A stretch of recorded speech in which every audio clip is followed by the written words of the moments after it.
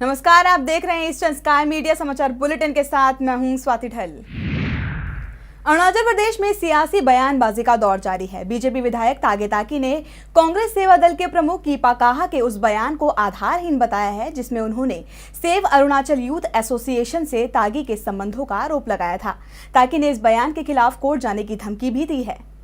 अरुणाचल प्रदेश की सियासत एक बार फिर गर्मा गई है। जीरो से बीजेपी विधायक तागे ताकी ने कांग्रेस सेवा दल के प्रमुख कीपा काहा के उस बयान के खिलाफ कोर्ट में जाने की धमकी दी है जिसमें कीपा ने सेव अरुणाचल यूथ एसोसिएशन नामक संस्था से तागी के संबंध होने का आरोप लगाया था। तागे ताकी ने कीपा के आरोपों को आधारहीन बताते हुए सफाई दी है कि उन्हें इस संस्था की कोई जानकारी नहीं है। ऐसे में इससे संबंध होने का तो सवाल ही नहीं उठता। बता दें कि शुक्रवार को कीपा काहा ने आरोप लगाया था कि तागे ताकी राज्य सरकार को बदनाम करने के लिए सेव अरुणाचल यूथ एसोसिएशन जैसी कई संस्थाओं का गठन कर रहे हैं। मुझे सुबह नींद से जागने के साथ साथ में बहुत सरप्राइज हुआ है कि कीपा काहा का कहना है कि सेव अरुणाचल यूथ एसोसिएशन हम मिलके ओवरनाइट में फॉर्म किया है, जबकि ये सेव अरुणाचल यूथ एसोसिएशन में कौन कौन मेंबर है, किसने इनिशिएट किया है, उनका मकसद क्या है, मुझे आज तक ना चर्चा हुई है, ना किसी से बातचीत हुई है, ना किसी से मिला है। ये किस हिसाब से उन्होंने मेरा नाम का ऊपर में ये लेवल लगा दी है, मुझे एकदम पता नहीं है इसका। और मैं दुखी होकर बैठा हूँ कि somebody is जो कीपा काहा जैसा आदमी, जबकि हमारा कोई दुश्मनी नहीं है, क्यों हमारा नाम पे बदनाम करना चाहता है, मुझे समझ में नहीं आ रहा है। राज्य सरकार पिछले काफी वक्त से आरोप लगा रही है कि पूर्व वित्त मंत्री कालिको पुल और बीजेपी वित्तीय कुप्रबंधन को लेकर जनता को गुमराह करने की कोशिश कर रहे हैं। इस पर ताकी ने कहा कि विपक्ष होने के नाते इस मामले पर सवाल पूछना उनका काम है। ऐसे में अगर उन पर बेबुनियाद आरोप लगाए जाएंगे तो वो चुप नहीं रहेंगे। हो सकता है मैं एक बीजेपी सदस्य होने के नाते असेंबली में भी हो या बाहर में भी हो, जब जनता हमको स्टेट का सिचुएशंस को पूछते हैं तो मुझे तो बताना ही पड़ता है। असेंबली में भी क्वेश्चन तो राइज करना ही पड़ता है, क्योंकि जनता ने मुझे इस काम के लिए असेंबली में भेजा है। मैं चुप रहने से तो सोल्यूशन नहीं निकलता है। जो भी गड़बड़ियाँ दिखाई देते हैं, जो भी सवाल जनता तक लाना चाहते हैं, उनको तो असेंबली फ्लोर में तो क्वेश्चन तो करना ही पड़ता है। तो मेरा असेंबली में क्वेश्चन करने का वजह भी हो सकता है कि सोचा होगा कि मैंने इस फिनेंशियल मिसमैनेजमेंट में रुचि लेकर के बीजेपी पक्ष के लिए लड़ रहे हैं। इसी को मन में रखते हुए भी शायद हमको एलिगेशन लगाता हो, इसका मुझे कोई आइडिया नहीं है। ये चीज़ों को क्लैरिफाई करने के लिए मैं कीपा काहा को सुबह से फ़ोन लगा रहा हूँ, फ़ोन पिकअप नहीं हो रहा है। मैसेज भी दिया है कॉल बैक करने का, कॉल बैक भी नहीं किया है। मुझे कुछ भी समझ में नहीं आ रहा what he want to do और किस लिए इस ढंग का कर रहा है। तागे ताकी ने कीपा के बयान से खुद की छवि को नुकसान पहुंचाने का दावा करते हुए मांग की है कि वो जनता के सामने उनसे माफी मांगे, नहीं तो कोर्ट जाने के अलावा उनके पास कोई रास्ता नहीं बचेगा। जो मेरे जैसे एक इनोसेंट आदमी का साथ में एक ऑर्गेनाइजेशन फॉर्म करने का लेवल जो हमारा है, ये ऐसा यूं ही हम छोड़ नहीं सकते। अगर वो उनको गलती महसूस होता है, कल या परसों के पेपर में वो पब्लिकली एपोलॉजी करे, क्लैरिफिकेशन दे कि मैंने ताकी साहब को गलत से लेवल लगाया है, उनका कोई इन्वॉल्वमेंट नहीं है। अदरवाइज हमें इसको कोर्ट में जाने का मजबूरी हो जाएगा। अगर मैं चुप रहूं तो जनता सोचेगी कि मेरा गलती होगी, तो इसको मेरी ओर से तो क्लैरिफिकेशन देना ही है। तो आप बेसिकली डेफोमेशन का चार्ज लगाएंगे? डेफोमेशन चार्ज तो लगाना ही पड़ेगा। एक अनजानी आदमी को इस ढंग से मनमानी ब्लेम ठहराओगे तो उसको दाजिश करके बैठना तो ठीक बात नहीं है। अरुणाचल प्रदेश में वित्तीय संकट का सामना कर रही सरकार के खिलाफ अरुणाचल एंटी करप्शन सेना ने शनिवार को आईजी पार्क में धरना प्रदर्शन किया। सेना ने मुख्यमंत्री नाबम तुकी के इस्तीफे की मांग भी की है। अरुणाचल एंटी करप्शन सेना ने वित्तीय संकट से घिरी राज्य सरकार के खिलाफ मोर्चा खोल दिया है।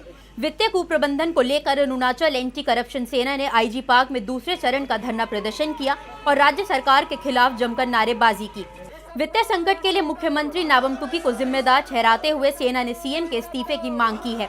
सेना का आरोप है कि नाबम तुकी ने नाबार्ड, एनआरएचएम, पंचायत राज, टीएफसी, एनईसी समेत कई केंद्र प्रायोजित योजनाओं के लिए राज्य सरकार को मिलने वाले धन की हेराफेरी की है। इतना ही नहीं, एंटी करप्शन सेना ने तुकी पर सरकारी कर्मचारियों के वेतन और नई पेंशन योजना के तहत मिलने वाले 97 करोड़ के दुरुपयोग करने का भी आरोप लगाया है। एंटी करप्शन सेना ने सवालिया लहजे में पूछा है कि 2012 से 2015 के बीच राज्य सरकार को जो फंड मिला था उसमें 8,000 करोड़ रुपए कहां गए। बड़े घोटाले की ओर इशारा करते हुए सेना ने मामले की जांच सीबीआई से कराने की मांग की है। साथ ही उन्होंने राज्य में वित्तीय आपातकाल की घोषणा करने और प्रदेश में लोकायुक्त कोर्ट का गठन करने की भी मांग की है। प्रदेश में अफस्पा कानून लगाए जाने के लिए तुकी को जिम्मेदार ठहराते हुए सेना ने कहा कि सीएम राज्य में लॉ एंड ऑर्डर को नहीं संभाल पाए, जिसकी वजह से कठोर कानून प्रदेश में थोप दिया गया है। इस दौरान उन्होंने पोस्टपेड बिजली मीटर सिस्टम को पूरी तरह खत्म करने की मांग भी की है। भारत बांग्लादेश के बीच रिश्तों की नई इबारत पर संसद ने भी दरियादिली दिखाई है। संसद ने बांग्लादेश भूमि सीमा समझौते में संशोधन करते हुए विधेयक को सर्वसम्मति से पास कर दिया है।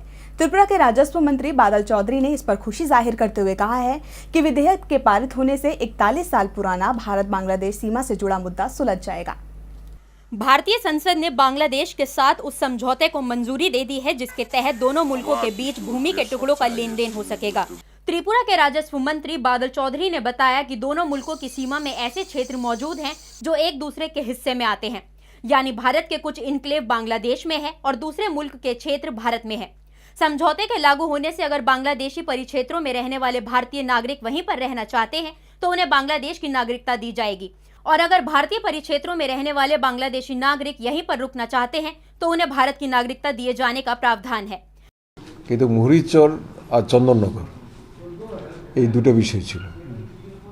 তো চন্দননগরের উপরে আমাদের যে দাবি ছিল, আমরা কাগজপত্র সব নিয়ে হাজির হয়েছি, ওরা চন্দননগর ছেড়ে দিয়েছে। এটা আমাদের পক্ষে, কারণ ফ্যামিলিগুলি আমাদেরই, ভারতীয়রাই, তারা ছিল, চাষাবাদ করতো, কিছু জমি ছিল। আর মুহুরীচরের ক্ষেত্রে তারা নানা প্রশ্ন তুলছিল আলোচনার সময়, বা আমাদের কেন্দ্রীয় সরকারের প্রতিনিধিরা যখন আসছে তারাও নানাভাবে আমাদের যাচাই করার চেষ্টা করছে বিভিন্ন সময়ে। তারপরে দুদেশের প্রতিনিধিরাও বিভিন্ন বিষয়ে আলোচনা তুলছে। ওরা বলছে ফ্রেশ আউটলুক থেকে সমগ্র বিষয়টাকে দেখতে হবে, এবং এটা আমরা বুঝি গিভ অ্যান্ড টেক না হলে এটা চিরদিনের সমস্যা হতো না। সবটাই আমরা পেয়ে যাব আর তারা সবটা দিয়ে দেবে, এটা হলে যাই আছে এটাই থাকবে, কোনোদিনই সমাধান হবে না। আমরা আর্নেস্টলি চেয়েছিলাম যে এটা সমাধান হওয়া উচিত। आपको बता दें कि इस विधेयक में भारत और बांग्लादेश के बीच विवादित हिस्सों को प्राप्त करने और उनके हस्तांतरण के लिए दोनों देशों के बीच 16 मई 1974 को हुए समझौते को प्रभावी बनाने के लिए संविधान की पहली अनुसूची को संशोधित किया गया है। 2011 में पूर्व प्रधानमंत्री मनमोहन सिंह और बांग्लादेशी प्रधानमंत्री शेख हसीना ने भूमि हस्तांतरण समझौते पर हस्ताक्षर किए थे और 2013 में इसे संसद में पेश किया गया था।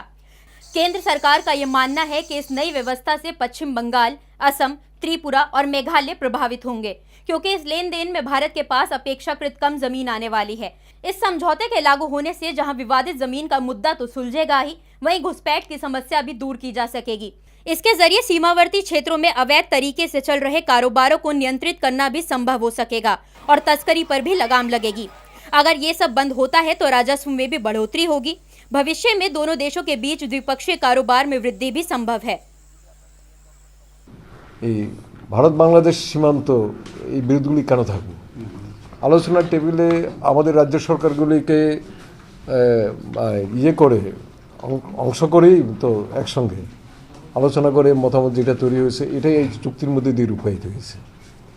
আমাদের কেন্দ্রীয় সরকার, আমি সেভাবে বললাম, 2011 সালের চুক্তি 4 বছর নিয়ে গেল। মনমোহন সিং থাকাকালেও পার করাতে পারলাম না, তখন বিজেপির প্রচণ্ড আপত্তি এই আসামের প্রশ্ন নিয়ে। এখন মনমোহন সিংহা নাই, তারা চাচ্ছিলেন বাদ দিতে, আসাম গভর্নমেন্ট কোনোভাবেই রাজি না। হ্যাঁ, এটা দিলে হইব না, শেষ পর্যন্ত তারা করলো, এটাই হলো ভালো মানে আর কি। এবং আসাম যুক্ত না করলে এটা হতো না। মানে আমি বলবো, যাই হোক, এখন তো আর এই কথা বলা যাবে না যে মনে যাই কিছু থাকে কেন্দ্রীয় সরকারে সুবুদ্ধি হয়েছে যাতে যাই হাসিনা মনমোহন সিং চুক্তি হয়েছে সেটাকে আজকে ভেটেট করলো পার্লামেন্ট। আমরা সবাই এটা চাচ্ছিলাম, সবাই তখন স্বাগত জানাচ্ছি সব সরকারগুলি সে সমস্ত দিক। আমি এমনিতে বলতে পারি আসাম ক্ষতিগ্রস্ত না। আসামে যতটুকু জায়গা বাংলাদেশকে ছাড়তে হয়েছে প্রায় 3 গুণ জায়গা ভারতের সঙ্গে আছে। আমি এই মাঝখানে যে ঘটিয়েছিলাম দুধফি, এই ডিসপুটের জন্য তারা ফেন্সিংটা করতে পারতেছিল না। এবং বাংলাদেশের সঙ্গে ইলিগাল যত বিষয় হয়েছে এই ডিসপুট এরিয়ার মধ্যে সবচেয়ে বেশি। এখানে তো মুড়ি চর বা নদী এরকম বলে কিছু নেই। ফেন্সিংটা হলে পরে আসাম দারুণভাবে বেনিফিটেড হবে।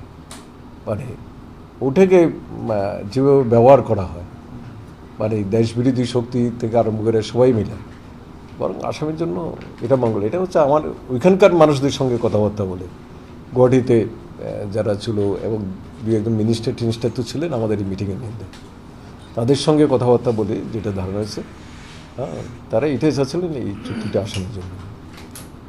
তাতে त्रिपुरा में एडीसी चुनाव के नतीजों के बाद राज्य की सत्तासीन पार्टी सीपीआईएम और विपक्षी पार्टी आईपीएफटी के बीच विवाद बढ़ता नजर आ रहा है। आईपीएफटी की तरफ से ये धमकी दी गई है कि अगर सीपीआईएम ने उनके कार्यकर्ताओं पर हमले करना बंद नहीं किए तो वो व्यापक स्तर पर आंदोलन करेंगे। त्रिपुरा की मुख्य विपक्षी पार्टी indigenous peoples front of Tripura की तरफ से कहा गया है कि अगर सीपीआईएम की तरफ से झूठी शिकायतें दर्ज कराना और उनके कार्यकर्ताओं पर हमले करवाना बंद नहीं किए गए तो मजबूरन उन्हें आंदोलन का रुख अख्तियार करना पड़ेगा। प्रेस कॉन्फ्रेंस के दौरान त्रिपुरा आईपीएफटी के अध्यक्ष एनसी देव वर्मा ने पुलिस प्रमुख से आग्रह करते हुए कहा कि वो सीपीआईएम की राजनीति का हिस्सा ना बने, अन्यथा उन्हें भी ईंट का जवाब पत्थर से देना पड़ेगा। देव वर्मा ने सीपीआईएम और गण मुक्ति परिषद के कार्यकर्ताओं पर आरोप लगाया है कि 6 मई को एडीसी चुनाव के नतीजे घोषित होने के साथ ही उनके कार्यकर्ताओं पर हमले किए जा रहे हैं। साथ ही सीपीआईएम के दबाव में आकर पुलिस भी आईपीएफटी के कार्यकर्ताओं और समर्थकों को परेशान कर रही है। देव वर्मा का ये कहना है कि सीपीआईएम के कार्यकर्ताओं द्वारा किए गए हमलों में उनके 3 कार्यकर्ता जख्मी हुए हैं और उनके घरों को भी नुकसान पहुंचाया गया है। सीपीआईएम के इस रवैये को देखते हुए ही आईपीएफटी ने आंदोलन करने का फैसला किया है। এই নির্বাচনী ফলাফল ঘোষণা হওয়ার অব্যবহিত পর থেকেই সিপিআইএম এবং গণমুক্তি পরিষদ এবং তাদের সমস্ত শাখা সংগঠন এবং সহযোগী সংগঠনগুলো এডিসি এলাকার বিভিন্ন কেন্দ্রে অন্তর্ভুক্ত লোকালয়গুলিতে, পাড়াগুলিতে আমাদের পার্টির সমস্ত স্তরের কর্মী সদস্য নেতৃবৃন্দের উপর আক্রমণ শুরু করেছিল এবং সেই আক্রমণ এখনও অব্যাহত রয়েছে। আমরা এও বললাম যে অবস্থা যদি এমন চলতেই থাকে বা আরও বেশি যদি অবস্থা আরও অবনতি ঘটে তাহলে পরে আপনার কাছে আমরা আবার আসতে বাধ্য হব এবং আমরা আমাদের সমস্ত অংশের সমস্ত লেভেলের কর্মী সমর্থকদের এটাই আমরা নির্দেশ দিয়েছি যে আপনারা নিজেরা সংযত থাকুন। যদি আক্রমণ করে তারপরে সেই আক্রমণের প্রতি আক্রমণ না করেও নিজেদেরকে আত্মরক্ষা করুন। তার জন্য শান্তিপূর্ণ গণতান্ত্রিক আন্দোলনের মাধ্যমে এটাকে মোকাবিলা করার জন্য আমাদের চেষ্টা করতে হবে এবং এতে আমরা বাধ্যবাধকতায় আমাদেরকে ফেলে দেওয়া হবে এবং তার জন্য যদি কোনো কনসিকুয়েন্সেস হয়, কোনো রকমভাবে কোনো অশান্তির পরিবেশ সৃষ্টি হয়, তার জন্য সরকার এবং আরক্ষা দপ্তর দায়ী থাকবেন। এই কথাও আমরা ওনাকে জানিয়ে এসেছি। मणिपुर के मियोदेंगपोक गांव में जमीन विवाद को लेकर तनाव का माहौल बना हुआ है। सीआरपीएफ मैगजीन इलाके की जमीन को लेकर ग्रामीणों और कुकी समुदाय के बीच संघर्ष जारी है। वहीं केएसओ ने ग्रामीणों के सार्वजनिक कर्फ्यू के बीच 24 घंटे की हड़ताल बुलाकर मामले को और गर्मा दिया है। मियोदेंगपोक गांव के सीआरपीएफ मैगजीन इलाके पर किसका हक है, इस विवाद को लेकर मियोदेंगपोक गांव में गहमा गहमी का माहौल बना हुआ है। 10 हेक्टेयर तक फैली जमीन पर एक तरफा जहां गांव वाले अपना हक जता रहे हैं, वहीं कुकी समुदाय का कहना है कि ये जमीन उनकी है। इस विवाद को लेकर दोनों गुटों के बीच पिछले एक हफ्ते से संघर्ष जारी है। विवाद की शुरुआत 2 मई को हुई थी, जब कुकी समुदाय ने विवादित हिस्से पर ग्रामीणों द्वारा बनाए जा रहे मंदिर को गिरा दिया था। इस घटना से गुस्साए ग्रामीणों और कई संगठनों ने गांव में सार्वजनिक कर्फ्यू लगा दिया। ग्रामीणों का कहना है कि 1960 के दशक से ही ये हिस्सा गांव का है, इसलिए जमीन पर ग्रामीणों का ही हक है। वहीं कुकी समुदाय ने भी जमीन पर अपना दावा करते हुए शुक्रवार की आधी रात से ही 24 घंटे की हड़ताल बुलाकर मामले को और गर्मा दिया है। ये दोनों ही दल विवाद को सुलझाने की बजाय स्थिति को तनावपूर्ण करने में जुट गए हैं, जिसने लोगों का जनजीवन पूरी तरह से अस्त व्यस्त कर दिया है। ऐसे में अगर कोई समाधान नहीं निकाला जाता तो तनाव किस हद तक बढ़ सकता है, इसका अंदाजा लगाना मुश्किल होगा। 3 बार एवरेस्ट पर फतेह हासिल कर चुकी अरुणाचल प्रदेश की अंशु जैमसंपा की यात्रा इस बार अधूरी रह गई। नेपाल में आए विनाशकारी भूकंप का असर माउंट एवरेस्ट पर भी देखा गया, जिसके चलते अंशु को यात्रा बीच में ही छोड़नी पड़ी। अंशु की जुबानी आज हम सुनाएंगे उनकी आंखों देखी दास्तां। जिस भूकंप ने नेपाल में हाहाकार मचा दी, उसी भूकंप ने माउंट एवरेस्ट पर भी पर्वतारोहियों को हिलाकर रख दिया था। इस दौरान अरुणाचल प्रदेश की अंशु जैमसेंपा और उनकी टीम भी वहां मौजूद थी। जिस वक्त एवरेस्ट पर भूकंप के झटके महसूस किए गए, उस समय अंशु और उनकी टीम लाबूसी और गोराक्षेप के बीच ट्रैकिंग कर रहे थे। अंशु ने बताया कि पहले तो उन्हें आभास ही नहीं हुआ कि ये भूकंप हो सकता है, लेकिन बाद में सबके चिल्लाने की आवाजें सुनकर उन्हें भूकंप का पता चला। Actually, it took me some time to realize that actually it was an earthquake. I thought something went wrong with me. Maybe I had some altitude problem. I was just looking down and I was walking, and then suddenly I felt that my head is spinning, and I fell down on the ground. And then I was thinking, like, what happened to me? What went wrong? Like, then we saw that there was a rock fall, and then 2-3 guys were coming from the base camp. And they shouted like it was an earthquake. Okay, and are all of your team crew members safe? Yeah. All of your mates secure?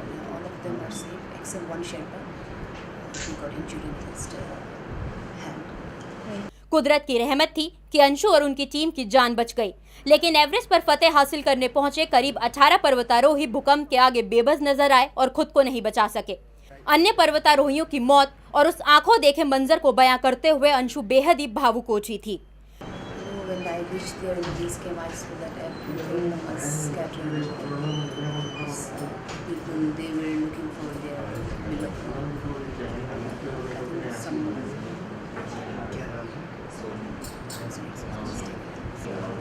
Yes, definitely. I want to request it because there are a lot of people there going for the relief fund. I want to request each and everybody that whatever is possible from us, please come forward and render them help. That's all I want to request. Anshu ने लोगों से appeal की है कि वो इस मुश्किल घड़ी में नेपाल की सहायता के लिए हाथ बढ़ाएं।